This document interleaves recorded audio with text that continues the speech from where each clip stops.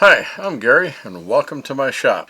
In this video I'm going to show you how I made a router table to fit in to the wing of my Ridgid R4512 table saw, commonly available at Home Depot. Stay tuned and I'll show you how I did this. And this is unique and different from all the other ones that I saw, but I did learn from the others.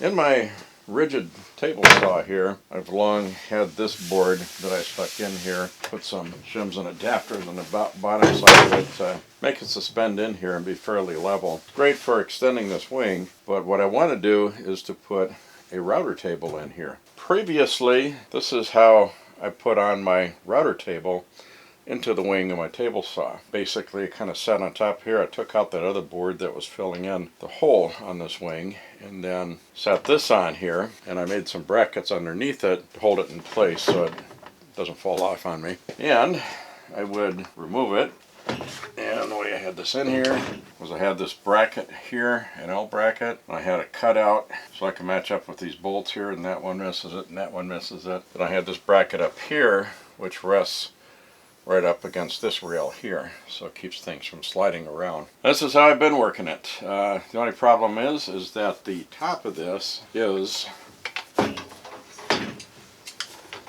above the surface of the saw table, so that doesn't give me a very good wing to keep this in a kind of a permanent position. I'm going to restyle this and make a router table top to go in here that'll be flush and even with my table saw table. I've seen people put forth the idea of mounting a router table in here by using these bolt holes, these three, that are not holding anything there at all as it is. Then there's a bolt hole in this part that holds this bar in, and then there's a bolt here that's inside this other T-track that's inside of here. That's the way I've seen a lot of people propose how to mount a router table into this. I'm thinking about this and looking at it, I noticed that each of these rails, the front one and the rear one, have T-tracks on the bottom of them on each side. So I thought, can I attach something into these T-tracks here, since any other method is going to be reliant on these rails for support. If I can attach something in these T-tracks to come out and give me perhaps a ½ inch in from the sides of these rails, as a platform I could set a router table onto. This bar will have to come out, and then I have to make adjustments because the level of this one is lower than the other one, so I'll have to space in that one to get it perfectly level.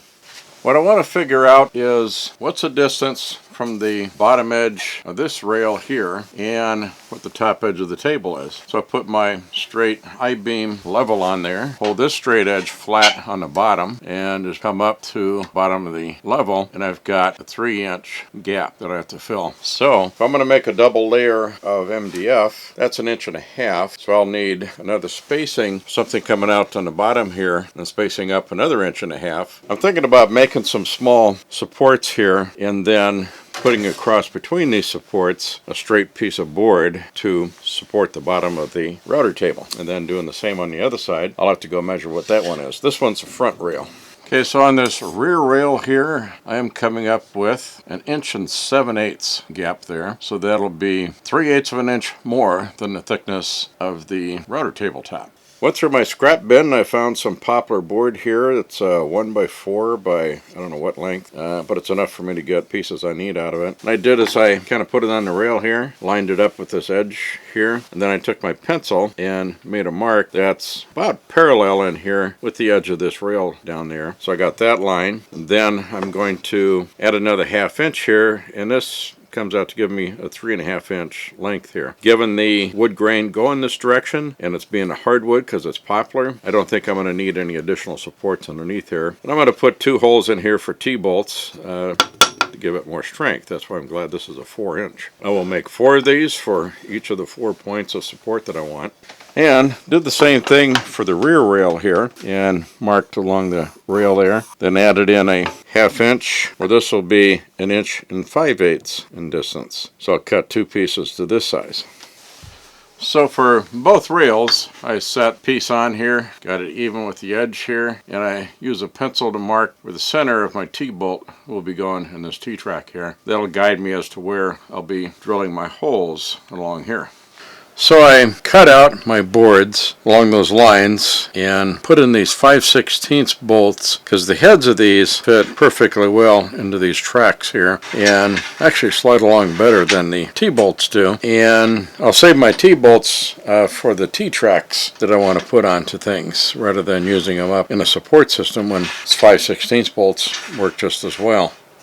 Also, I'm using elastic stop nuts on the bottom sides of these bolts so that I can snug them up without over tightening things here, because being an aluminum track here, I don't want to squeeze it too tight and malform it or disform it in a manner that it may not work well. So that's why you use the elastic stop nuts, so I can get it good and snug but not to over tighten it. So here I have cut out two boards, match each other. This is going to be for the router table top I'm going to make. I'm going to laminate these two pieces together. And I cut these about a 1/2 inch oversized in all directions, so then I can trim them down together after the glue is set up. I'll start putting on the glue, get some weights on it, get some clamps on it, and give it a night to dry.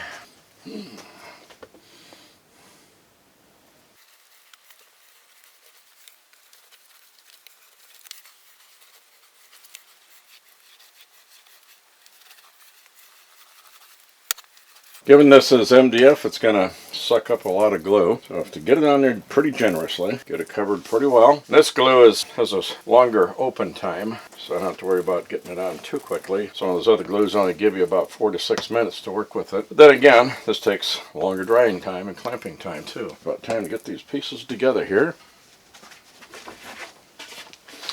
Get it on here in rough position first, then I'll get her straightened up.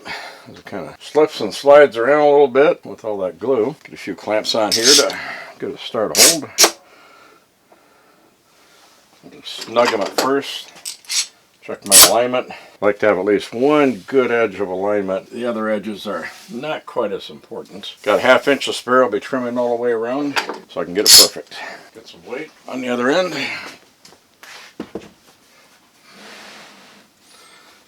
More weight on this part. Okay, so I've piled on a number of heavy things here, along with bricks and weights, and I'm getting good squeeze out all the way around, so this should press it pretty good. Glue up is done, and it's holding very well. What I'll do, this is going to be my best straight edge here. I'll scrape off the glue squeeze out, then use this edge against the fence, and then go around to cut this down to size. Okay, so at the table saw, I got this cut, square, cleaned off the edges here, got it good and square, and down to the dimensions that it needs to be to fit into here. I'm going to take this out.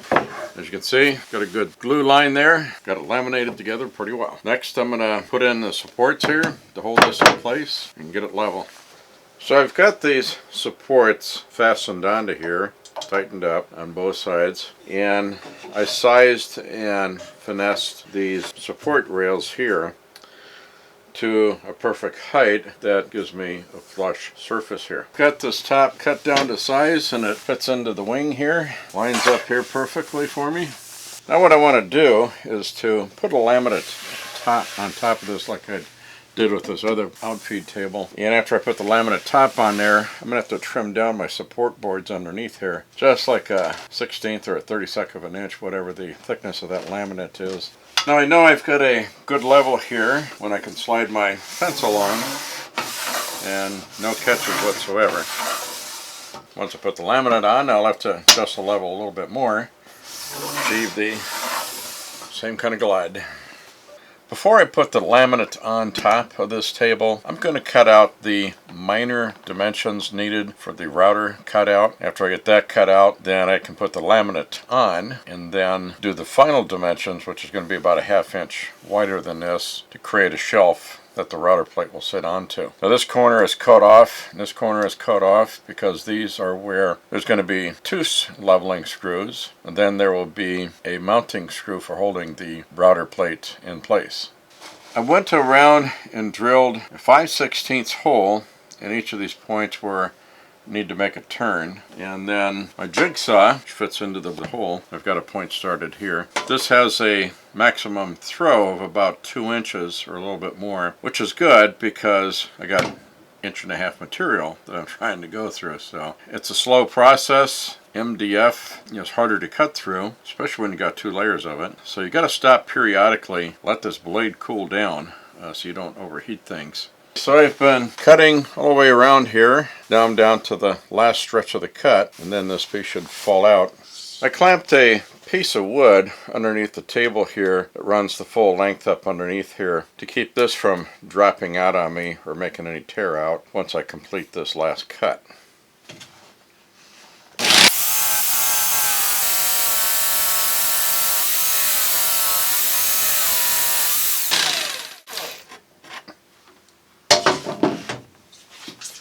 Okay, that completes it.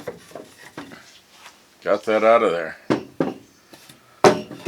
Got that piece cut out there, and I'll smooth this up a little bit more. Cut fairly straight for using a jigsaw. And while I was at it, I kind of knocked off the corners here with the jigsaw, and then I went to the oscillating sander and smoothed these over. I marked out to do like 1.5 inch radius on these. When I run into this with my belly, it won't hurt as much and leave as many bruises. Next step is to laminate the top on, and I can trim out this minor cutout. Then I'll route out the indentation there for the router plate to sit into. I am preparing to laminate the top of this table here for the router table, and this is the underside. What I want to do is, because of this is MDF, I want to prime this and seal it with an oil base enamel. I'm going to do it in white, including the inside of these edges here. So what I've done is I've marked off the edges in here and this side. I want to protect this side from getting any paint on it, because that can interfere with the contact cement for adhering to the laminated top. Got some heater running in the background, so what I've learned about painting MDF is take some spackle or joint compound, go around the cut edges and smear it on, and then sand it off after it's dry. You can get a smoother edge for painting like the top surfaces are.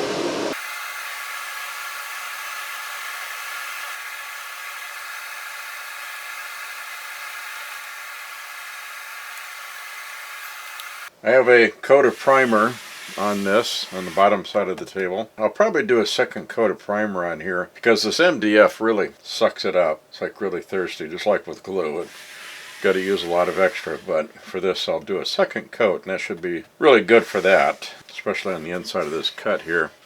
Really absorbed a lot of the primer. So I want to make sure I get a good coat of primer so that the paint, when I put it on, will stick very well. And the paint I'm going to put on is a oil-based semi-gloss almond color. That's kind of a color I'm going with for things in my shop, like a light colored wood. I figured that will go well and try and be uniform with that color.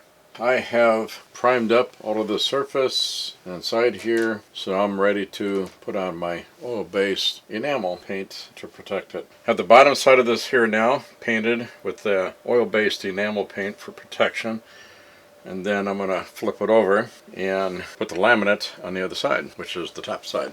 I have the tape off of here now. I'm going to tape up the inside of this, protect it from overspray from the contact cement that I'm going to spray on there. I'll get this good and clean. This is the laminate piece that's going to go on top, and it's cut oversized by about 1/2 inch all the way around. I'll get this laminated on there by applying spray on contact cement on this, then I'll join the two pieces.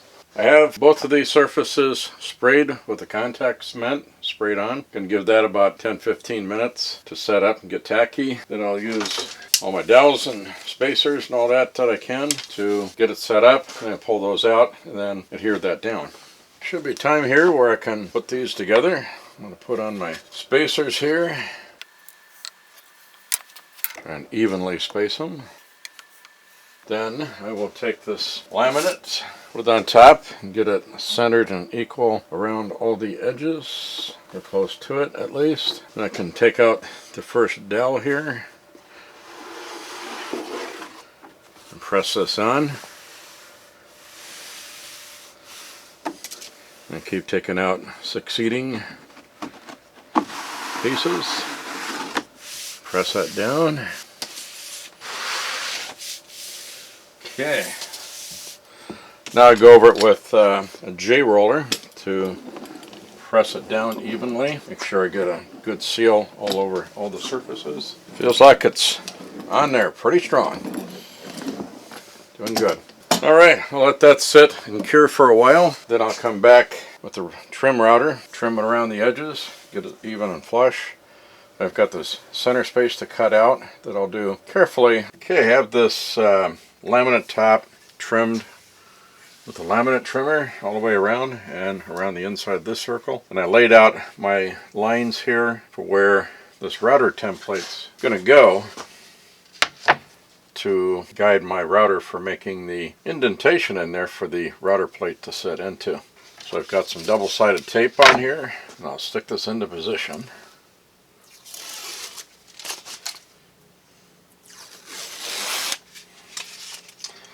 I'll carefully position this.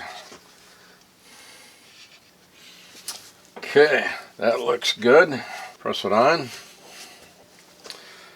Now I have a bit in my router here for trimming around this pattern, and it's only like 1/2 inch deep, 1/2 inch diameter, so I can go small levels at a time here. Routed out one pass and done another. I'll clean this up.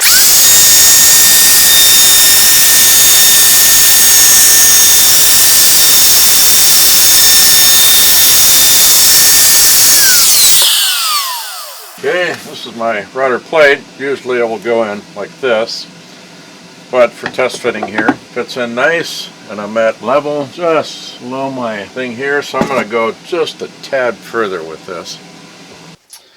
Okay, I got this routed down a little bit deeper now. I've got a good level now with the plate, so it's a little bit below this top here, and then I'll be using the adjustment screws to bring it up flush with the top. So, very good. Got the table all trimmed out. The recess here is great. Now the next step is to put in this dual track, which I measured from this edge to this here, 17 inches where the edge of the track is at. Based on the other router table that I had from Rockler, I spaced this on here, 17 inches on both. Use this as a straight edge to mark a line there. And then I'm thinking I'm going to go to the table saw to cut out the dado in here, because this is rather wide and it's wider than any dados. So what I can do is with my table saw fence, I can use a spacer, get it set up with some test cuts and stuff to make sure I've got it correct, and then I can use the spacer to make sure I get a consistent cut all the way through it. Got this table back into the wing of the table saw here, and got my spacers cut down just a tad bit more so I could get a smooth slide here with my fence. This is the router lift. Now it sets into there. When it's not in use, I'll take this out because I've got another table I slip underneath this wing too. And I'll just put a blank plate in here. Now for the router fence, I'm going to put in that dual track here. And also I'm going to put in some T-tracks here for the router fence to adjust on and glide through. Rather than using my table saw fence, I've seen people with a lot of ideas using the contraption that attaches over the table saw fence, but that doesn't give you the ability to make micro adjustments for different depths with the router blade. It doesn't always have to be perfectly straight. Matter of fact, it rarely is with a router. It's just a matter of making adjustments for the depths. Okay, I've got my dado stuck in here, which maxes out at a width of 7/8 of an inch, and I've got it just barely above the surface here, so I can score the laminate on the top of this without cutting real deep at first, because then I could get chip out. So I just want to score it a little bit at first and try and avoid some chip out on the laminate, make it smooth as I can. I want to run it through like that. After I do that, I need to space it over here to get the final width on the groove. So what I'll do is I'll stick a board on here and clamp that on to the fence. That'll kick this over to the width that I need. I trimmed this board down to 15/16 of an inch thick because I need 1 inch and 13/16 in total. The 7/8 blade plus the 15/16 thickness here would get me over to get the total 1 13/16. And that will leave a little bit of a strip, maybe about 1/8 of an inch in the middle between these dados that I do. And what I'll do is kick the fence back over just about a 1/2 inch, and I can run through and clean that up. For now, I'm just going to score these.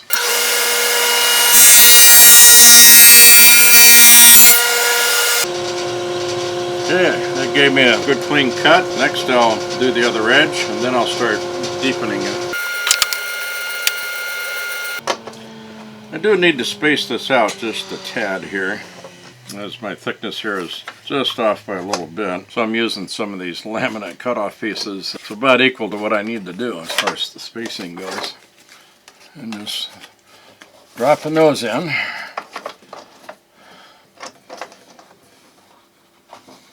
That'll kick me over to what I need.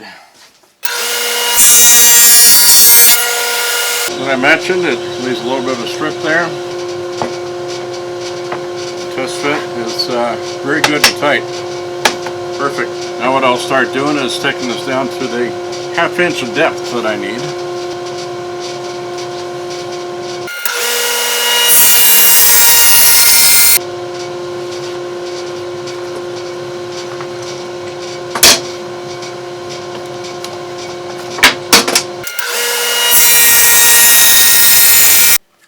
Looks like I could go a tad bit deeper.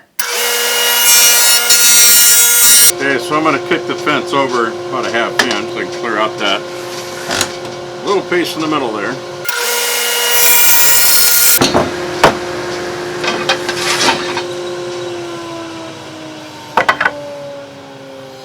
Okay, that's like a perfect fit there, so all I have to do is cut this track to size and screw it in place.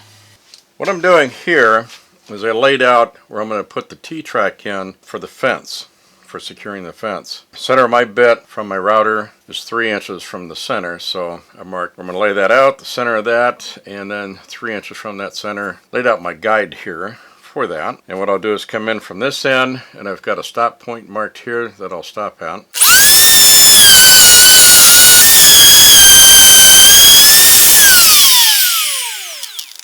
And makes for a perfect fit. Just cut these tracks to length, so I've got some space here to get the T-bolt in. I just want to have some blank space here. You'll see that as I go.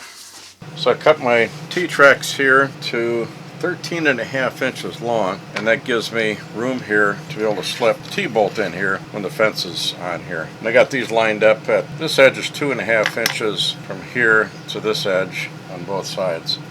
Got this dual track cut to length and inserted here, and got a great fit. Basically, these are all my tracks I need to put in. Next, I'll need to put in my leveling screws and stuff here.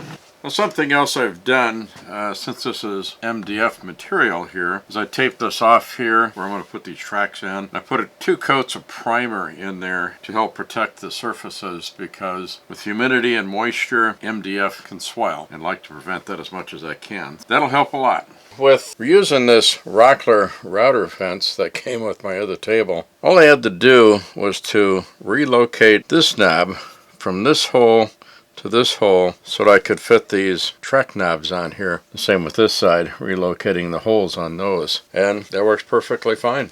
So here I've got this table completed. I've got this fence on here that slides up and down. Fence just open and closed as I need. I can adjust and tighten the knobs. And I can remove this fence when I need to have a clear table for my table saw. And then I could always take the router lift out and perhaps put a blank plate in there. So one of the things I did for my power switch here is I put a couple of short pieces of T-tracks on the bottom here, leftovers from various cutoffs. Then I can just slide this on and off. And then, as I'll show you under the wing of my table, I can still slide my little utility cart in here. Then, when I want to use this power switch and use my router, I can just slide this on and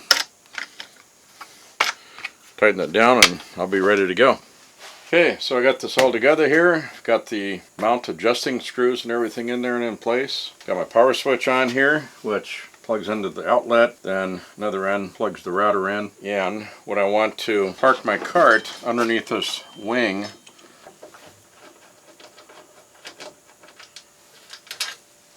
I can remove the lift and the router that's in it. There's 2 T-nut nuts, and this comes out of the way. Put those away. And I can park my cart underneath the wing here again like I used to. Very good.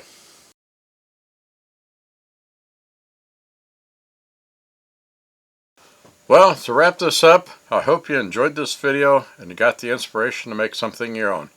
Please give me a like and share with your family and friends, and subscribe to see what I may come up with next. Thank you.